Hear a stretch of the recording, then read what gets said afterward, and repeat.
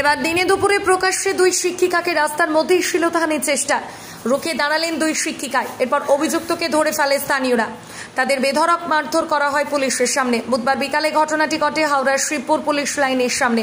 জানা গেছে, একটি ইংরেজি মাধ্যমের দুই শিক্ষিকা টোটোয় করে বাড়ি ফিরছিলেন, তখনই তাদের উত্ত্যক্ত করা হয় বলে অভিযোগ। পুলিশ অভিযুক্ত দুজনকে জিজ্ঞাসাবাদ করছে।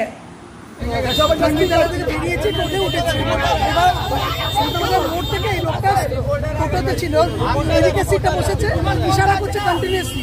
তারপর অলকার কাছে এসে বললাম টোটোকে যে অলকার একটু আগে সাইড করে তো, ওদিকে ও সাইড করে দিল।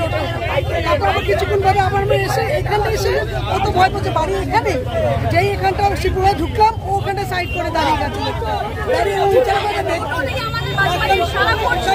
ইশারা করছে, নোংরা ইঙ্গিত করছে। চিনতে না আপনারা? না না কিছু না, কি করছি? কতক্ষণ ধরে করছি এটা? সন্ধ্যাবাজারের মোড় থেকে এই করছি। ও কিসে করে এসছে? আমরা টোটো করে, ও লোকটা টোটোতে ছিল। ও কিসে ছিল? টোটো, ও টোটোতে ছিল, আমরা টোটোতে ছিলাম। সে ইশারা করছে, এটা তো খুব বাজে জিনিস। আমরা কিছু আমাদের ছুটি হয়েছে, আমরা রোজ ফিরে এই রাস্তা। কি নাম আপনার? আমার নাম সুপর্ণা গোস্বামী। আপনি আর কে ছিলেন?